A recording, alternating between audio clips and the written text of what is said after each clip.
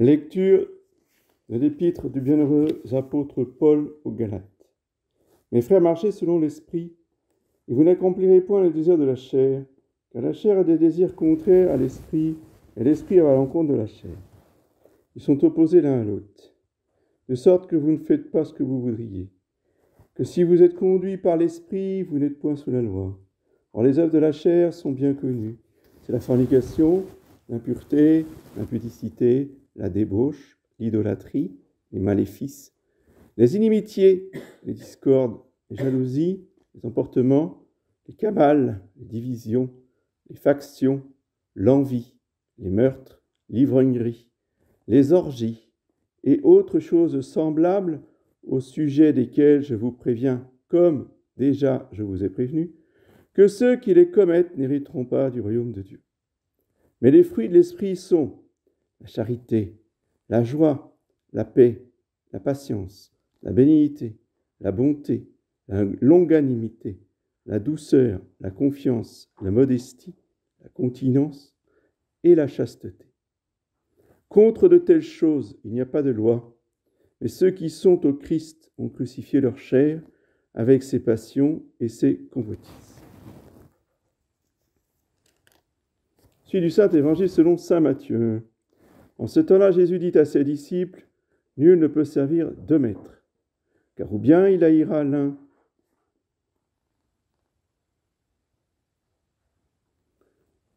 et il aimera l'autre, ou il s'attachera à l'un et il désignera l'autre. Vous ne pouvez servir Dieu et Mammon. C'est pourquoi je vous le dis. Ne soyez donc pas inquiets pour votre existence, de ce que vous mangerez, ni pour votre corps, de ce que vous revêtirez. Est-ce que l'existence n'est pas plus que la nourriture, et le corps plus que le vêtement ? Regardez les oiseaux du ciel. Ils ne sèment ni ne moissonnent, ils n'amassent pas dans les greniers. Et votre Père céleste les nourrit. Est-ce que vous ne valez pas plus qu'eux ? Et lequel de vous peut, en se tourmentant, ajouter à sa taille une seule coudée ? Que vous inquiétez-vous alors de vos vêtements ? Considérez les lys des champs comme ils croissent. Ils ne peinent, ni ne filent. Et je vous dis que même Salomon, dans toute sa gloire, n'a pas été vêtu comme l'un d'eux. Si l'herbe des champs qui existe aujourd'hui, et qui demain sera jetée dans le four, Dieu l'habille de la sorte, combien plus vous-même, gens de peu de foi. Ne vous inquiétez donc pas en disant qu'allons-nous manger, ou qu'allons-nous boire, ou qu'allons-nous nous mettre, car c'est tout cela que les païens réclament, et votre Père sait que vous avez besoin de tout cela. Cherchez donc d'abord le royaume de Dieu et sa justice, et tout cela vous sera donné par surcroît.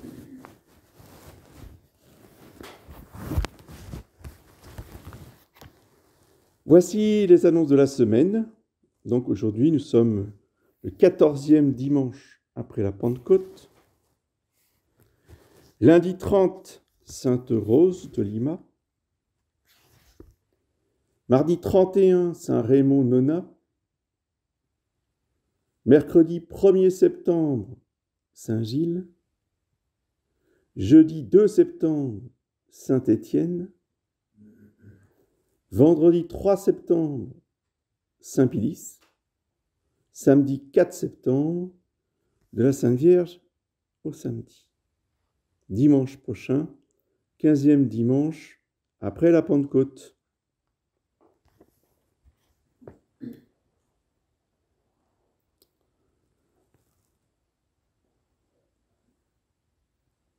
Donc attention, pour cette semaine, les horaires de messe varient un peu. Donc lundi, messe à 9h comme d'habitude. Mardi à 9h. Mercredi à 9h. Et ensuite, eh bien, la messe sera célébrée samedi. Donc pas de messe jeudi, pas de messe vendredi, messe samedi à 11h, comme d'habitude. Donc jeudi et vendredi, en raison de l'ordination de M. l'abbé de la Chanonie à Nantes, auquel je vais assister, eh bien, il n'y aura pas de messe ici.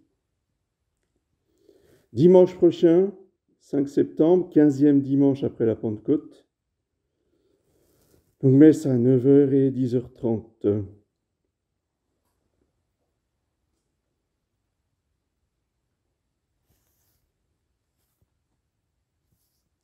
Donc je rappelle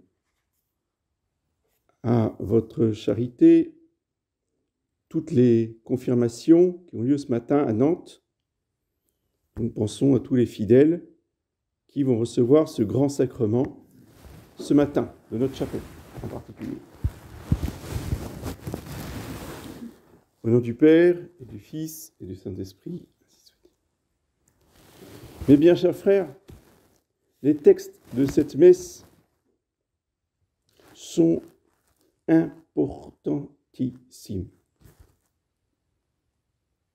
absolument fondamentaux. Il faut se répéter tous les jours, quasiment tous les matins quand on se lève. Seigneur, je veux chercher d'abord le royaume de Dieu et sa justice, et tout le reste me sera donné par surcroît. Surtout pour les jeunes. Vous gravez ça dans la tête. C'est la loi du succès. C'est la loi de la réussite. Même si vous voulez devenir riche, pas pour devenir riche, mais devenir riche, gagner votre vie pour non seulement avoir une grande famille, mais aider beaucoup de gens autour de vous, faire des bonnes œuvres, si vous avez cet idéal-là, eh bien le secret, c'est d'abord je cherche le royaume de Dieu. D'abord, j'accepte de tout perdre, éventuellement. Si on me prend tout, moi, je ne bouge pas. Je cherche d'abord le royaume de Dieu. Je ne cherche pas d'abord la politique. Politique d'abord, c'est la ruine et la destruction totale de la chrétienté. Aujourd'hui, le monde entier vient en France pour détruire la France. Ça, c'est la conséquence de ce qu'ont pensé les catholiques depuis 2 siècles. Les catholiques qui, bien pieusement, tous les dimanches, allaient à la messe. Une fois par an, ils étaient comme vous, ils disaient le même évangile que vous. Ils ont entendu cette phrase de notre Seigneur. Cherchez d'abord le royaume de Dieu. Ils rentraient à la maison, ils ouvraient Charles Maurras, c'était politique d'abord. Il n'a pas voulu comprendre. Les meilleurs évêques de France, venant de Rome, formés à Rome, même le dernier évêque de France, nommé par Saint Pie X. Je citais Monseigneur Lefebvre de la Motte. Grand favori, grand partisan de l'Action française, disant l'Action française tous les jours. Politique d'abord.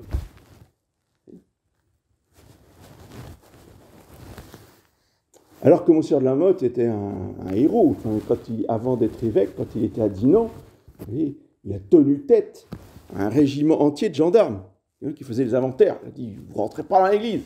Il a fermé son église. Et quand il a ouvert les portes, il est sorti en procession avec le Saint-Sacrement. Et tous les gendarmes au garde à vous. Ça, c'était un prêtre. Vous voyez ? Ce prêtre-là, politique d'abord. Ça a donné la suite. D'accord ? Donc c'est pas le tout de lire, d'entendre, chercher d'abord le royaume de Dieu, et puis, oui d'accord, on l'a entendu, puis on fait tout le contraire après. Oui. Mais l'exemple venait de haut. Parce que qu'est-ce qu'ont cherché certains papes? Bon, d'abord, on tracte avec la Révolution. Napoléon, quand même, vous allez bien nous redonner nos églises. Hein. Ah ben oui, mais vous éliminez tous les évêques de l'Ancien Régime. Ah, très bien, si, on va faire ça. Ouais. On se couche. Parce qu'il faut d'abord manger, se loger, dire la messe dans les églises. Donc on va bien trouver des arrangements. Après, on a recommencé avec Léon XIII. C'était la République française, encore. Alors, il faut trouver des arrangements. On ne va pas faire la guerre à la République sans arrêt. On va faire la paix. On va dire, stop, on arrête. Oui. Après, il y a qui? Il y a eu Pie XI. C'est un pas de plus. Parce que là, on n'avait pas affaire à la République française.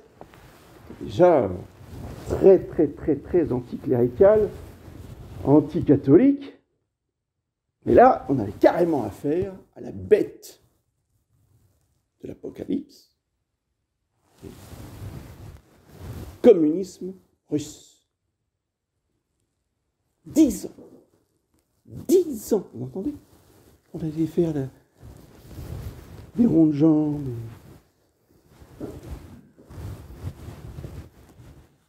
Tout un tas de...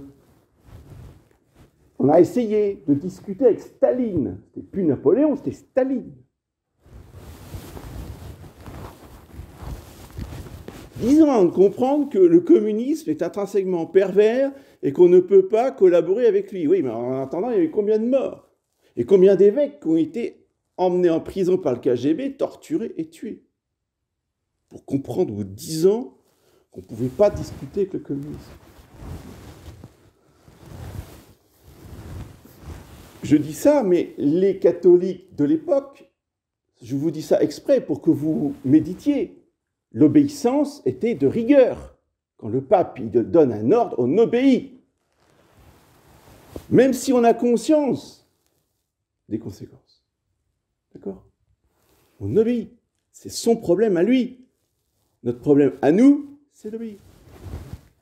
Et qu'est-ce qu'ont fait les supérieurs généraux d'ordre religieux sous Léon XIII, quand il a cassé toute leur politique, enfin toute leur défense de l'école catholique contre Gambetta, Jules Ferry, tous ces gens-là? Ils en ont pleuré.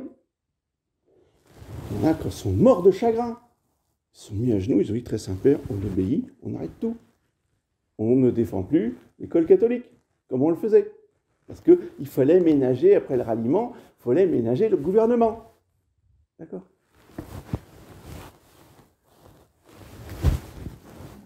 C'est ça l'obéissance. On ne sait pas ce que c'est, on ne sait plus ce que c'est que l'obéissance.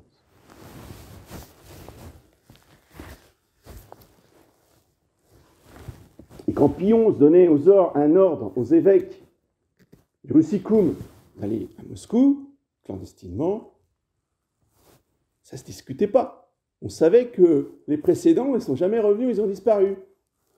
Le pape vous donne un ordre, vous allez à Moscou et vous essayez de créer un séminaire clandestin pour continuer le sacerdoce là-bas. Vous ne pouvez pas dire non.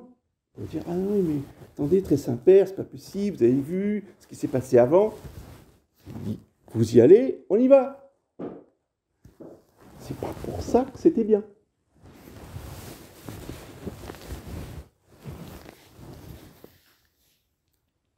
Et qu'au moins, pour nous, dans notre vie, nous en tirions des leçons. Que nous en tirions des conclusions de sagesse. On n'est pas là pour chercher le confort. On n'est pas là pour chercher les avantages matériels. Vous comprenez ? C'est vrai pour vous, c'est vrai pour moi. Regardez ce qui se passe pour les prêtres de la Fratelli Saint-Pédis, qui, et ils sont nombreux, ont voulu aller dans les diocèses pour s'intégrer dans une paroisse, pour avoir des fidèles, pour pouvoir dire la messe Saint Pie V dans les paroisses. Ah, le bonheur depuis quelques années.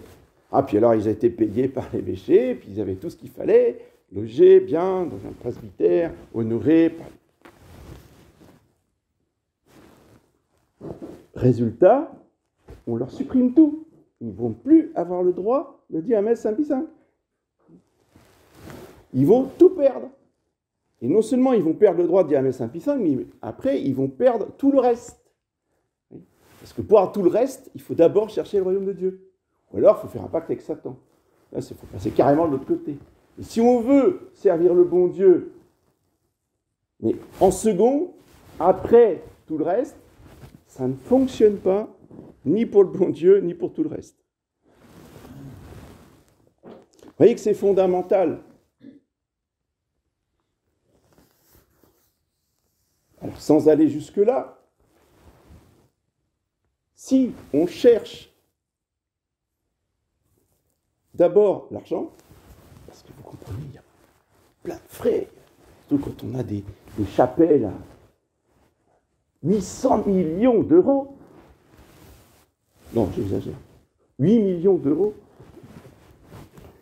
Bref, ça fait quand même des sommes colossales. Hein. Ben forcément, il y a besoin d'argent.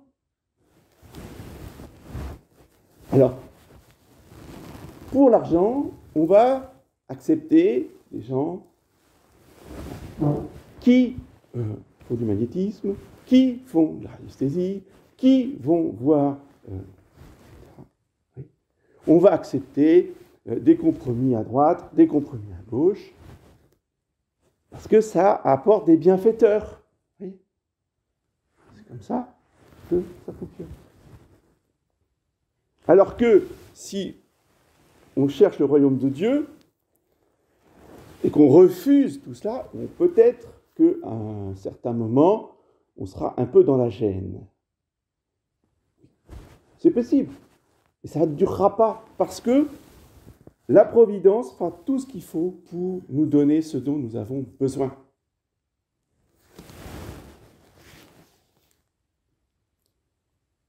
C'est toujours comme cela que ça fonctionne. Pour avoir justement lutté et attaqué les magnétiseurs, je me suis retrouvé sans rien à la rue. Ça n'a pas duré longtemps. Considérez bien que si vous êtes content de venir ici, que si on a une belle chapelle priante, c'est parce que j'ai accepté de tout perdre. Et que cette chapelle est un cadeau du bon Dieu. Et moi, je me suis retrouvé à la rue. Mais si j'avais voulu le confort, les aises, etc., bien, j'aurais jamais quitté la fraternité Saint-Pédis, parce qu'on y est très très bien. On descend de son bureau, le repas il est prêt par les sœurs, le couvert il est mis par la sœur, on se lève de table, c'est la sœur qui débarrasse, c'est la sœur qui lave le linge, il n'y a rien à faire, quoi. La vie royale. Quand je suis arrivé ici, que j'ai dû tout faire, je me dis, c'est autre chose. Oui, c'est plus dur, mais au moins, on cherche d'abord le royaume de Dieu. Et il n'y a jamais de dette. Et Dieu, la Providence, s'occupe de tout. Puisqu'il s'occupe des petits oiseaux, puisqu'il s'occupe de l'herbe dans les champs, bien, il s'occupe de nous. Il y a un autre évangile que j'aime beaucoup, qui est l'évangile de la messe contre les païens, justement. Où notre Seigneur dit, mais si vous, qui êtes mauvais, ou qui êtes méchants, donnez des bonnes choses à vos enfants, est-ce que si vous demandez à Dieu un œuf, il va vous donner un scorpion? Si vous lui demandez du pain, est-ce qu'il va vous donner des cailloux? Évidemment que non. Qu'est-ce qu'on a à craindre? Rien. Mais l'homme, y compris l'homme d'église à tous les niveaux, il préfère faire confiance et traiter avec des hommes que de faire confiance à Dieu. Alors, les hommes, eux, oui, ils donnent des scorpions, ils donnent des cailloux. Mais ça, c'est ta faute. Tu n'avais qu'à pas signer. Maintenant, il ne faut pas pleurer. Appuie les paroisses. Oh, les évêques, ah, vous avez Vatican II. Ouais, mais d'accord, mais c'est normal, c'est obligé, c'est mérité. Vatican II est la suite que nous vivons aujourd'hui, et le pass sanitaire, si vous voulez aller jusque-là, ce n'est que simplement la justice de Dieu. Tu as voulu traiter avec Napoléon, tu as voulu signer le ralliement, tu as voulu aller voter. Ah, voter, qu'est-ce que c'était important d'aller voter. Même Moser Lefebvre, il faisait des déclarations comme ça, avec pleine page de présents, votez Le Pen. Je l'ai lu de mes yeux, je me rappelle comme si c'était hier, j'étais au séminaire à l'époque. Votez Le Pen. Ah bah, il est beau le résultat. Cherchez d'abord le royaume de Dieu. Ça veut dire quoi? Ça veut dire Dieu premier servi, comme le disait Sainte Jeanne d'Arc. Et tout le reste, l'Assemblée nationale, l'école, la justice, la police, la gendarmerie, l'armée, la géopolitique, tout le reste découle du fait que tout le monde cherche d'abord le royaume de Dieu.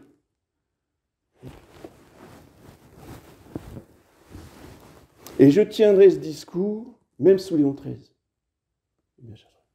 C'est-à-dire que l'abbé Grossin, il ira dans un monastère, il aura interdiction de dire la messe, il a osé critiquer le pape. J'obéirai, mais je dirai ces mêmes paroles parce que c'est l'évangile. Pourquoi? Parce que les vrais membres, enfin les vrais prêtres, les vrais évêques, c'est comme ça qu'ils font. C'est comme ça qu'ont fait les évêques de France. Ils avaient leurs défauts, mais au moins ils ont fini leur vie avec une profession de foi extraordinaire.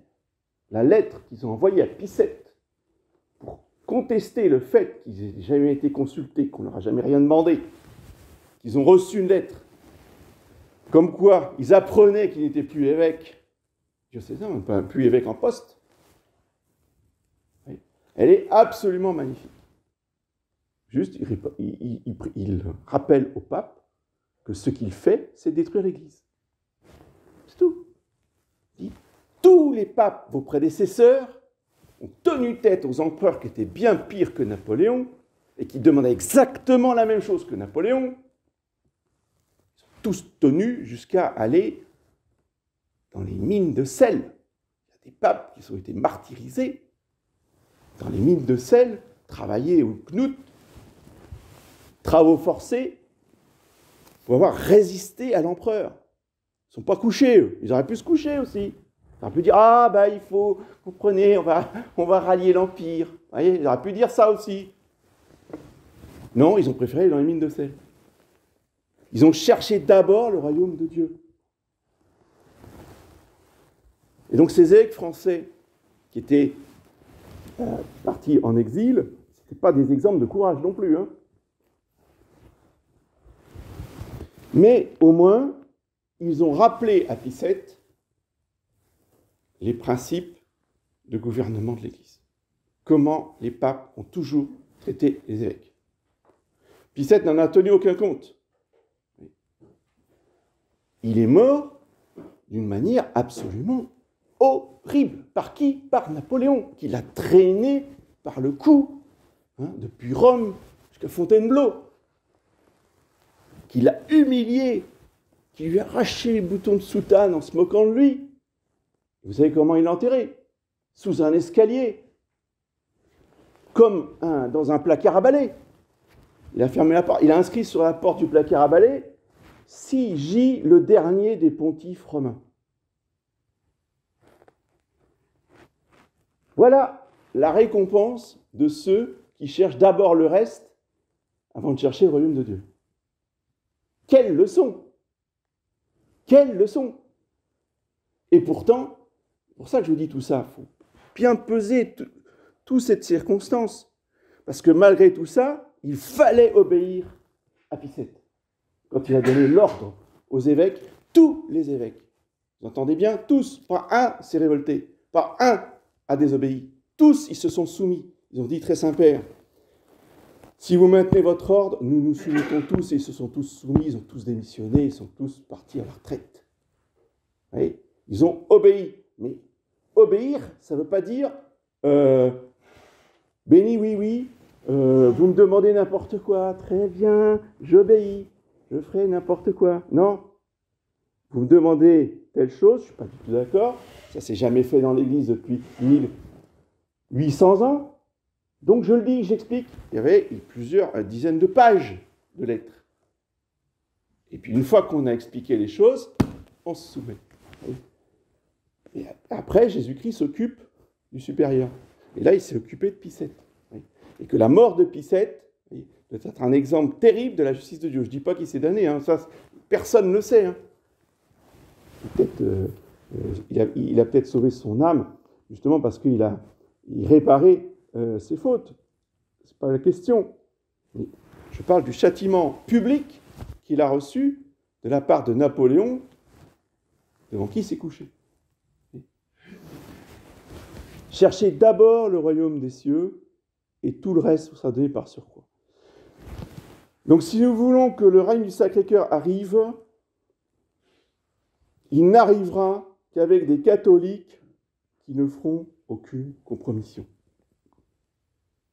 qui ne signeront pas des accords avec tel ou tel ou tel ou tel, pour avoir enfin le droit d'aller dire la messe dans les paroisses. Vous voyez ? Le jour où il y a un roi en France, on est sauvé. Pardon ? Excusez-moi. Non, pas obligé. Je vous rappelle que les Bourbons sont remontés sur le trône après la Révolution et qui ont maintenu la Charte des droits de l'homme en France, dans une monarchie catholique des Bourbons. Hors de question d'adhérer à ce genre de monarchie. Mais c'est un Bourbon. Et alors ? Cherchez d'abord le royaume des cieux, et après, on aura une chrétienté. C'est pas d'abord se soumettre à un Bourbon. Je dis ça parce que toute la tradition, c'est ça. Monseigneur Lefebvre, c'était ça. Du vivant de Monseigneur Lefebvre, on a défilé le tapis rouge, s'il vous plaît, avec le trône devant l'autel, aux ordinations du 29 juin, pour Monseigneur, le duc d'Anjou et de Cadix, Monseigneur, prêt à toutes les compromissions s'il montait sur le trône, pour avoir le droit d'être enfin réintégré dans les paroisses et d'avoir les églises. Le chemin est long, mes bien chers frères. Pour chercher d'abord le royaume de Dieu, Dieu premier servi, le chemin va être long. Surtout pas s'attendre à faire la fête et des compromis avec le premier roi de France venu. C'est ça l'esprit de la Ligue. Vous comprenez ? Dieu premier servi. Et à l'époque, ils étaient en chrétienté, la Ligue.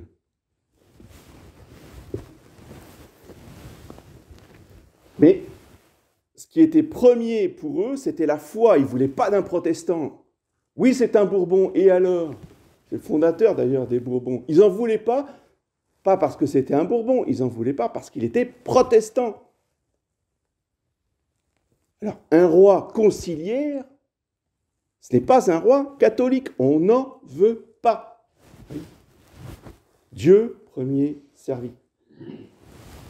Et si on a effectivement ces convictions-là, et si on est prêt à renoncer à tout tant que Dieu n'est pas premier servi, alors le règne du Sacré-Cœur pourra enfin venir. Oui. Puis Louis XIV, il attend. C'était un roi catholique, Louis XIV. Au moins au début. Louis XV, Louis XVI. Ça n'a pas changé, on n'a pas eu le règne du Sacré-Cœur. On est Charles X. Enfin, la reste. Ben, on n'a pas eu le règne du Sacré-Cœur avec les droits de l'homme, c'est pas possible. Vous voyez. Et quand vous écoutez Louis XX, il est à fond pour les droits de l'homme. C'est pas avec lui qu'on va rétablir le règne du Sacré-Cœur. Et Dieu, lui, et Jésus-Christ, il a l'éternité devant lui. Alors, si on veut recommencer les bêtises d'avant, pour le monde d'après, eh ben, on n'aura pas le monde du Sacré-Cœur. On aura le monde du démon. Oui. Donc,